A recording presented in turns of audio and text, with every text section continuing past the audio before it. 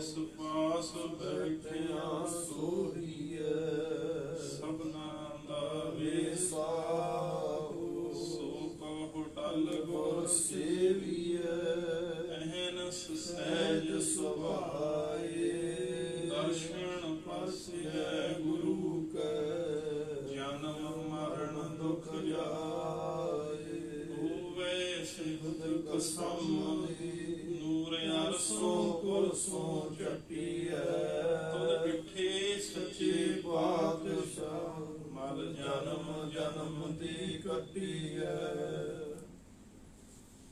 ਵਾਹਿਗੁਰੂ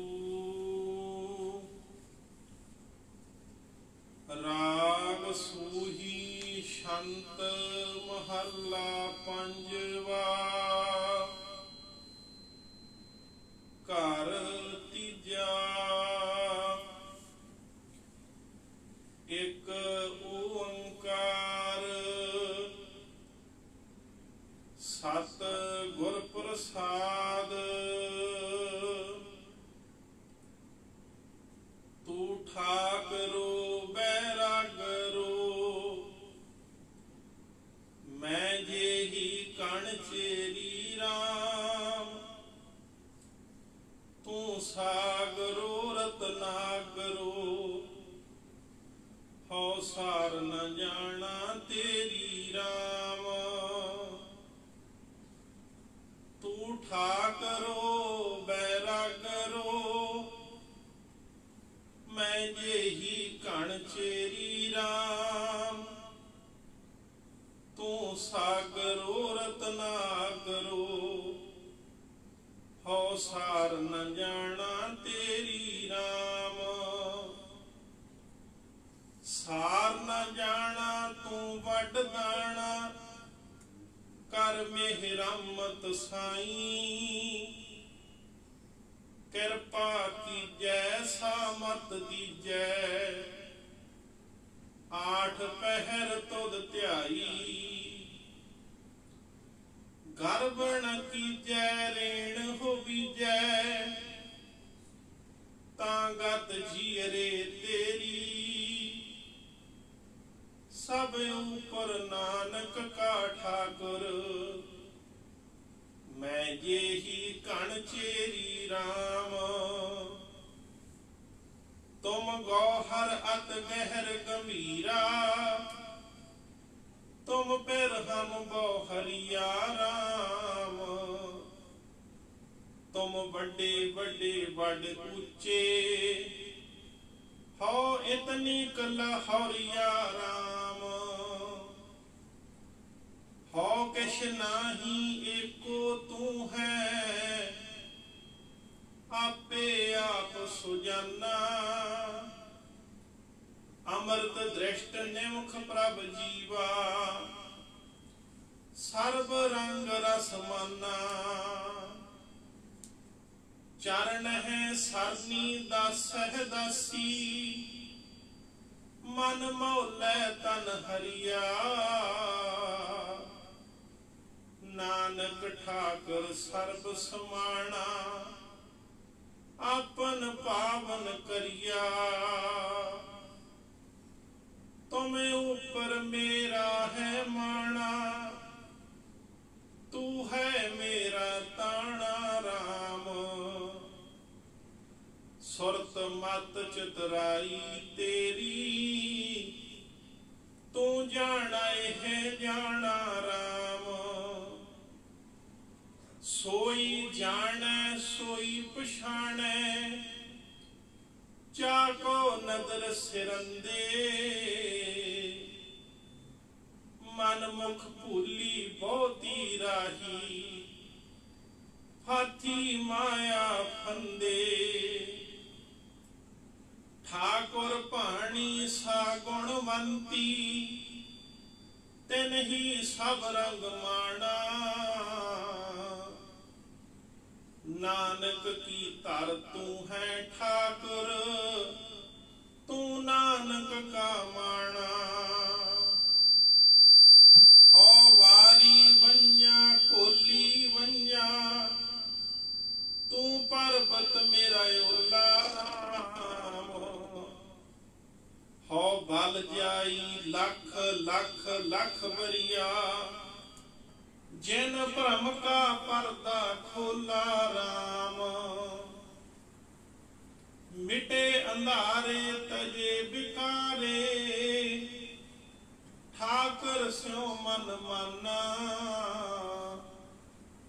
ਪ੍ਰਭ ਜੀ ਭਾਣੀ ਭਈ ਨਿਕਾਣੀ, ਸਫਲ ਜਨਮ ਪਰਵਾਨਾ। ਭਈ ਅਮੋਲੀ ਪਾਰਾ ਤੋਲੀ, ਮੁਕਤ ਜੁਗਤ ਦਰ ਖੋਲਾ। ਕਹੋ ਨਾਨਕ ਹੋ ਨਿਰਭਉ ਹੋਈ, ਸੋ ਪ੍ਰਭ ਮੇਰਾ ਓਲਾ। ਭਈ ਅਮੋਲੀ ਭਾਰਾ ਤੋਲੀ, ਮੁਕਤ ਜੁਗਤ ਦਰ ਖੋਲਾ। ਕਹੋ ਨਾਨਕ ਹੋ ਨਿਰਭਉ ਹੋਈ, ਸੋ ਪ੍ਰਭ ਮੇਰਾ ਓਲਾ। ਵਾਹਿਗੁਰੂ ਜੀ ਕਾ ਖਾਲਸਾ, ਵਾਹਿਗੁਰੂ ਜੀ ਕੀ ਫਤਿਹ। ਰਾਗ ਸੂਹੀ, ਛੰਤ ਮਹੱਲਾ ਪੰਜਵਾ, ਘਰ ਤੀਜਾ, ਇੱਕ ਓੰਕਾਰ। ਸਤਿਗੁਰ ਪ੍ਰਸਾਦ, ਤੂੰ ਠਾਕੁਰੋ ਬੈਰਾਗਰੋ, ਮੈਂ ਜਿਹੀ ਕਣ ਚੇਰੀ ਰਾਮ। ਤੂੰ ਸਾਗਰੋ ਰਤਨਾਗਰੋ, ਹਉ ਸਾਰ ਨ ਜਾਣਾ ਤੇਰੀ ਰਾਮ। ਪਰਮ ਸਤਿਕਾਰਯੋਗ ਗੁਰੂ ਰੂਪ, ਗੁਰੂ ਪਿਆਰੀ, ਗੁਰੂ ਸਵਾਰੀ, ਗੁਰੂ ਖਾਲਸਾ ਸਾਧ ਸੰਗਤ ਜੀ, ਆਪ ਸਮੂਹ ਸੰਗਤ ਅਕਾਲ ਪੁਰਖ ਦੇ ਹੁਕਮ ਵਿੱਚ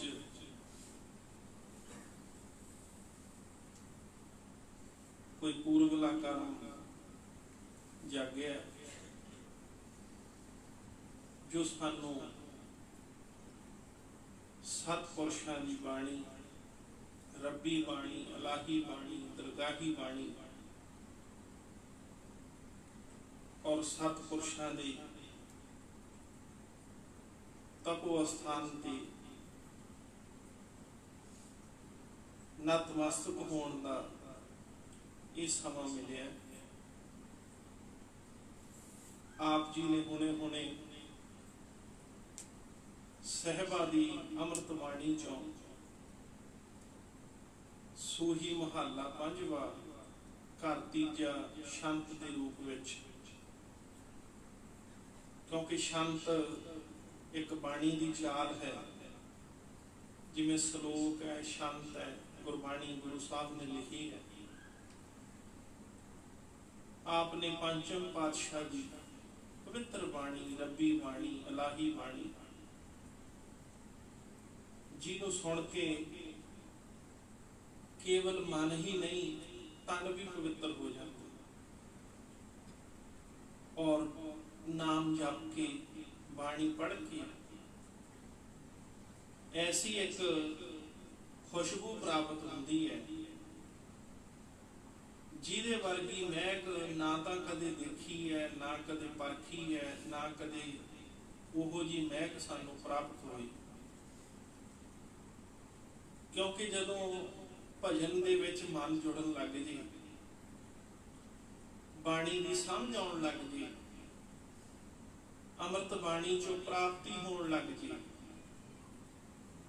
ਉਦੋਂ ਐਸਾ ਜੀਵਨ ਸਹਿਜ ਸੁਭਾਵਿਕ ਹੀ ਬਣ ਜਾਂਦਾ ਹੈ, ਔਰ ਸਤਿਪੁਰਸ਼ਾਂ ਦੀ ਮੁਖਾਰ ਬਿੰਦ ਚ ਅੰਮ੍ਰਿਤ ਪ੍ਰਗਟ ਹੋ ਜਾਂਦਾ ਹੈ। ਰਸਨਾ ਦੇ ਉੱਤੇ ਅੱਖਾਂ ਵਿੱਚ ਵੀ ਅੰਮ੍ਰਿਤ ਪ੍ਰਗਟ ਹੋ ਜਾਂਦਾ ਹੈ, ਹੱਥਾਂ ਵਿੱਚ ਵੀ ਅੰਮ੍ਰਿਤ ਪ੍ਰਗਟ ਹੋ ਜਾਂਦਾ ਹੈ। ਜੇ ਸਤਿਪੁਰਖ ਕਿਸੇ ਨੂੰ ਆਪਦੇ ਹੱਥ ਨਾਲ ਫੜ ਵੀ ਲੈਣ, ਸਪਰਸ਼ ਕਰ ਲੈਣ, ਉਹਨੂੰ ਐਂ ਲੱਗੂਗਾ ਵੀ ਜਿਵੇਂ ਕੋਈ ਚਾਰਜ ਦੇ ਕਰੰਟ ਲੱਗਦਾ ਹੈ ਨਾ ਬਿਜਲੀ ਤੋਂ, ਇਉਂ ਲੱਗੂਗਾ ਵੀ ਸਰੀਰ ਨੂੰ ਕੋਈ ਕਰੰਟ ਲੱਗਦਾ। जे महापुरुष आए हाथ ना किसी का गुट भी फड़ लेना, सतपुरुष बंदगी वाली, ਉਹਦਾ ਸਰੀਰ ਐ ਕੰਬਣ ਲੱਗ ਜਾਊਗਾ, ਜਿਵੇਂ ਵਾਈਬ੍ਰੇਸ਼ਨ ਹੁੰਦੀ ਹੈ, ਕੋਈ ਕਰੰਟ ਲੱਗ ਜੇ ਕਿਸੇ ਨੂੰ, ਕੋਈ ਬੰਦਾ ਹਿਲਦਾ ਕਰੰਟ ਨਾਲ, ਕਿਉਂ ਉਹ ਵਾਈਬ੍ਰੇਸ਼ਨ ਕਰੂਗਾ। ਜਦੋਂ ਕੋਈ ਸਤਪੁਰਸ਼ ਕਿਸੇ ਦੇ ਐ ਸਪਰਸ਼ ਹੋ ਜੂ ਹੱਥ ਨਾਲ, ਕਿਉਂਕਿ ਉਹਨਾਂ ਦੀ ਬੰਦਗੀ ਕਰਕੇ, ਭਜਨ ਕਰਕੇ, ਆ ਜਿਹੜੀ ਤੁਸੀਂ ਅੰਮ੍ਰਿਤ ਬਾਣੀ, ਰੱਬੀ ਬਾਣੀ ਸੁਣੀ ਹੈ, ਇਹਦੇ ਨਾਲ ऐसा एक जीवन बन जाता है, एक शरीर की क्रिया बन जाती है। मैं तुहानू हड्ड बीती एक वाक्या सुनावा, जिहड़े भजन करना चाहते उन्हां लई बड़ा एक राह दसेरा हो जाऊगा, क्योंकि तिन्ना देख मन चाहो ठंडा, चाह हुंदा है महापुरुषां नूं देख के भी असीं भी भजन करिए, असीं भी नाम जपीए। आ महापुरुषां दे जीवन पढ़ लो, राड़े साहब वाले महापुरुषों का जीवन, रूहानी संदेश, बाबा अतर सिंह जी महाराज का जीवन, बाबा नंद सिंह साहब जी का जीवन, आनंद चमत्कार। तो महापुरुषों का जीवन पढ़ के सानू आए लगूगा भी असी तो कुछ भी नहीं कर रहे, कोई भजन नहीं साडा, कोई नितनेम नहीं साडा, पर सतपुरुषों ने कितना जीवन दे विच भजन किया है, कितना नितनेम किया है। तो मैं हड्ड बीती वाक्या आपको दसना चाहता सी, कुदरती आ गया वचन। कोई समा सी, गुरु साहब ने कृपा की, हजूर साहब यात्रा जाना सी, वचन होया भी हजूर साहब यात्रा जाना, दर्शन करने नंदेड़ साहब। अबचल नगर गोबिंद गुरु का नाम जप सुख पाया राम, अबचल नगर नंदेड़। तो उस वेले जदों दादियां नूं बख्शिश, दादियां तो आग्या लैनी सी भी हजूर साहब जाना है, महापुरुष वड्डे धन धन बाबा पाला सिंह जी महाराज, और उन्हां तो आग्या लई भी महाराज आप जी आग्ञा दिओ, जे तुहाडा वचन होवे असी हजूर साहब जा रहे हैं संगत रूप च, जथे रूप च। तो बहुत दादियां ने खुशियां बख्शियां भी जाओ भाई दर्शन करके आओ। और एक वचन उन्होंने, क्योंकि खोजियां नूं पता हुंदा है, अभ्यासियां नूं पता हुंदा है, वो कहन लगे भी उत्थे एक महापुरुषां दे दर्शन जरूर करके आए। कहते भी जदों तुसीं हजूर साहब जाओगे, लंगर च जाओगे, उपर एक साडे महापुरुष रहिंदे है, साडे नाल रहे है, मणिकरण साहब आगरे गुरु का ताल गुरुद्वारा, उत्थे भी दातियां दे नाल रहे, मणिकरण साहब भी रहे। तो वचन करन लगे, कहते भी उन्हां दे दर्शन जरूर करके आयो। मैं कहा जी सत वचन महाराज जरूर करके आवांगे। चले गए, जाके आराम किया, प्रशादा पानी छकिया, मन च तार बजदी सी भी उन्हां दा वचन पूरा होना चाहिए। चले गए ऊपर दर्शन करने वास्ते, पुछया किसी तो, वो कहते भी उपर रहिंदे है, थले नहीं आउंदे, किते समा लग जे तां आउंदे है, नहीं आउंदे, उपर दर्शन करियो। चले गए उपर, छोटा जिहा एक बार उन्हां दा सतपुरुषां दा बार खड़काया, उन्होंने अंदरों आवाज दी, कौन है? ते जिवें उन्होंने समत बख्शी सी दातियां ने, उन्होंने दस्सिया जी कंडियाल तो महापुरुषों ने भेजे तुहानूं मिलण वास्ते, वचन करन वास्ते।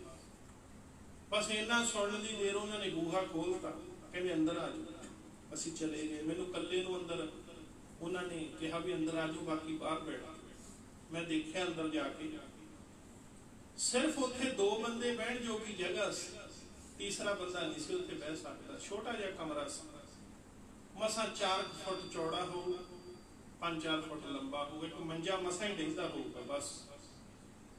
कहते बैठ के वचन होण लग गए, कुछ बाणी दे कोई नाम दियां गल्लां होण लग गईयां, महापुरुषों की उस्तत हो गई, कंडियाल वाले महापुरुषों की। तो मैं जब उन्होंने वचन सुनी जावा ते ਤੇ ਮੈਨੂੰ ਇੱਕ ਬਹੁਤ ਵਿਲੱਖਣ ਖੁਸ਼ਬੂ ਆ ਗਈ ਬੈਠੇ। ਮੈਂ ਤੁਹਾਨੂੰ ਹੱਡ ਬੀਤੀ ਚੋਂ ਕੁਦਰਤੀ ਗੱਲ ਆ ਗਈ, ਮੈਂ ਕੋਈ ਸੋਚਿਆ ਨਹੀਂ ਸੀ ਵੀ ਸੁਣਾਵਾਂਗੀ। ਬਹੁਤ ਇੱਕ ਵਿਲੱਖਣ ਖੁਸ਼ਬੂ ਜਿਹੜੀ ਨਾ ਮੈਂ ਕਦੇ ਚੱਖੀ, ਨਾ ਮੈਂ ਕਦੇ ਉਹਦਾ ਕੋਈ ਸੁਗੰਧ ਲਈ, ਨਾ ਮੈਂ ਕਦੇ ਉਹ ਖੁਸ਼ਬੂ ਦੇਖੀ। ਮੈਨੂੰ ਬਹੁਤ ਜਿਵੇਂ ਭਵਰਾ ਲਟਬੌਰਾ ਹੋ ਜਾਂਦਾ ਖੁਸ਼ਬੂ ਤੇ, ਮੇਰਾ ਮਨ ਐਂ ਲਟਬੌਰਾ ਹੋਈ ਜਾਵੇ ਵੀ ਐਸੀ ਖੁਸ਼ਬੂ ਕਿੱਥੋਂ ਆ ਰਹੀ। ਮੈਂ ਬੜਾ ਇਸ ਗੱਲ ਨੂੰ ਮਨ ਚ ਵਿਚਾਰਾ, ਅੱਧਾ ਪੌਣਾ ਘੰਟਾ ਲੰਘ ਗਿਆ, ਮੇਰੇ ਮਨ ਚ ਉਹੀ ਗੱਲ ਚੱਲੇ ਵੀ ਇਹ ਖੁਸ਼ਬੂ ਆ ਕਿੱਥੋਂ ਰਹੀ ਹੈ। ਕੋਈ ਸੈਂਟ, ਕੋਈ ਅਤਰ, ਕੋਈ ਅਗਰਬੱਤੀ, ਕੀ ਹੋ ਸਕਦਾ। ਜਦੋਂ ਸਮਾਪਤੀ ਹੋ ਗਈ, ਮਹਾਂਪੁਰਸ਼ਾਂ ਨੇ ਆਗਿਆ ਦਿੱਤੀ, ਜਦੋਂ ਤੁਰਨ ਲੱਗੇ ਉਹਨਾਂ ਨੇ ਉੱਠ ਕੇ ਮੈਨੂੰ ਗਲਵੱਕੜੀ ਚ ਲੈ ਲਈ ਕੁਦਰਤੀ। ਜਦੋਂ ਗਲਵੱਕੜੀ ਪਾਈ, ਮੇਰਾ ਉਸ ਵੇਲੇ ਮਨ ਔਰ ਆਤਮਾ ਇੰਨੀ ਹੈਰਾਨ ਹੋਈ, ਜੋ ਲੱਗਦਾ ਸੀ ਵੀ ਖੁਸ਼ਬੂ ਆ ਰਹੀ ਹੈ, ਮਹਿਕ ਆ ਰਹੀ ਹੈ, ਉਹ ਮਹਿਕ ਸੰਗਤ ਜੀ ਉਹਨਾਂ ਦੇ ਮੁਖਾਰ ਬਿੰਦ ਚੋਂ ਆ ਰਹੀ ਹੈ। ਤੋ ਜਦੋਂ ਐਸਾ ਮੈਂ ਦੇਖਿਆ ਬੜਾ ਮਨ, ਔਰ ਫਿਰ ਮੈਂ ਆ ਕੇ ਦਾਤਿਆਂ ਨੂੰ ਵੀ ਪੁੱਛਿਆ, ਮੈਂ ਕਿਹਾ ਮਹਾਰਾਜ ਇਹ ਕੀ ਕੌਤਕ ਹੋਇਆ। ਉਹ ਕਹਿੰਦੇ ਜਿਹੜਾ ਨਾਮ ਜਪਦਾ ਹੈ ਨਾ, ਭਜਨ ਕਰਦਾ ਹੈ, ਬਾਣੀ ਪੜ੍ਹਦਾ ਹੈ, ਉਹਦੇ ਮੁਖ ਦੇ ਵਿੱਚੋਂ ਕੁਦਰਤੀ ਇੱਕ ਖੁਸ਼ਬੂ ਮਹਿਕ ਆਉਣੀ ਸ਼ੁਰੂ ਹੋ ਜਾਂਦੀ ਹੈ, ਜਿਹਦੇ ਇਸ਼ਕ ਅੱਲਾ, ਉਹ ਖੁਦਾ ਦੀ ਬੂਟੀ ਮੇਰੇ ਮੁਰਸ਼ਿਦ ਦੇ ਹੱਥ ਆਈ। ਕਿਹਾ ਨਾ ਬਾਹੂ, ਉਹ ਪੂਰੀ ਕਾਫੀ ਵੀ ਸੁਣਾ ਦੇਾਂਗੇ ਕਿਸੇ ਦਿਨ, ਜਦੋਂ ਸਮਾਂ ਕਦੇ ਲੱਗੂਗਾ ਦੀਵਾਨ ਦਾ, ਉਹ ਪੂਰੀ ਕਾਫੀ ਹੈ। ਬਾਹੂ ਨੇ ਕਿਹਾ ਇਸ਼ਕ ਅੱਲਾ, ਉਹ ਖੁਦਾ ਦੀ ਬੂਟੀ ਮੇਰੇ ਮੁਰਸ਼ਿਦ ਦੇ ਹੱਥ ਆਈ। ਉਹ ਜਿਹੜੀ ਬੂਟੀ ਹੈ ਖੁਸ਼ਬੂ ਵਾਲੀ, ਉਹ ਮੁਰਸ਼ਿਦਾਂ ਦੇ ਹੱਥ ਆਈ ਹੈ। ਉਹਨਾਂ ਨੇ ਆਹ ਹਿਰਦੇ ਚ ਲਾਤੀ ਬੂਟੀ ਨਾਮ ਦੀ। ਜਦੋਂ ਨਾਮ ਦੀ ਬੂਟੀ ਲਾਤੀ ਤਾਂ ਉਹਦੇ ਚੋਂ ਐਸੀਆਂ ਮਹਿਕਾਂ, ਖੁਸ਼ਬੂ ਐਸੀ ਆਈ ਜਿਵੇਂ ਨਾ ਉਹ 12 ਸਿੰਘਾ ਉਹ ਖੁਸ਼ਬੂ ਦੇ ਉੱਤੇ ਮਿਰਗ ਖੁਸ਼ਬੂ ਤੇ ਲੱਟ ਬੋੜਾ ਹੋਇਆ ਰਹਿੰਦਾ। ਨਾਭੀ ਚ ਕਸਤੂਰੀ ਦੇਤੀ ਰੱਬ ਨੇ, ਇਉਂ ਰੱਬ ਦੇ ਪਿਆਰਿਆਂ ਨੂੰ ਅੰਦਰ ਹੀ ਖੁਸ਼ਬੂ ਨਾਮ ਦੀ ਪੈਦਾ ਕਰਤੀ ਪਰਮੇਸ਼ਰ। ਤੋ ਕਿਵੇਂ? ਭਜਨ ਕਰਕੇ, ਨਾਮ ਜਪ। ਤੋ ਆ ਜਿਹੜੀ ਰੱਬੀ ਬਾਣੀ ਆਪ ਨੇ ਸਰਵਣ ਕੀਤੀ ਹੈ, ਇਹਦੇ ਵਿੱਚ ਭਾਈ ਇਹੀ ਉਪਦੇਸ਼ ਗੁਰੂ ਸਾਹਿਬ ਸਾਨੂੰ ਬਖਸ਼ਦੇ ਹੈ ਬਈ ਨਾਮ ਜਪਿਆ ਜਾਵੇ, ਬੰਦਗੀ ਕੀਤੀ ਜਾਵੇ, ਭਜਨ ਕੀਤਾ ਜਾਵੇ, ਫੇਰ ਹੀ ਕਿਰਪਾ ਬਖਸ਼ਿਸ਼ ਹੁੰਦੀ ਹੈ। ਆਪ ਦੂਰੋਂ ਦੂਰੋਂ ਆਏ ਹੋ, ਖੰਡੇ ਬਾਟੇ ਦਾ ਅੰਮ੍ਰਿਤ ਛਕੋ, ਗੁਰੂ ਗ੍ਰੰਥ ਸਾਹਿਬ ਦੇ ਚਰਨਾਂ ਨਾਲ ਜੁੜੋ, ਔਰ ਵੱਧ ਤੋਂ ਵੱਧ ਭਜਨ ਨਾਮ ਜਪੋ। ਜਿੰਨਾ ਜਪ ਸਕਦੇ ਹੋ, ਜਿੰਨਾ ਭਜਨ ਕਰ ਸਕਦੇ ਹੋ ਕਰੋ। ਇਹ ਜੀਵਨ ਹੈ ਹੀ ਭਜਨ ਕਰਨ ਵਾਸਤੇ, ਇਹ ਜੀਵਨ ਮਿਲਿਆ ਹੀ ਨਾਮ ਜਪਣ ਵਾਸਤੇ ਹੈ। ਨਹੀਂ ਤਾਂ ਇਹਦੀ ਕੱਖ ਕੀਮਤ ਨਹੀਂ ਹੈ, ਕੱਖ ਸਵਾਦ ਨਾ ਵਿਸ਼ਰੀ ਅੰਦਰ। ਇਹ ਚੀਜ਼ਾਂ ਵੀ ਡਿੱਠੀਆਂ, ਇਹਨਾਂ ਸਾਰੀਆਂ ਗੱਲਾਂ ਨਾਲੋਂ ਗੱਲਾਂ ਸਹਿਬ ਦੀਆਂ ਮਿੱਠੀਆਂ।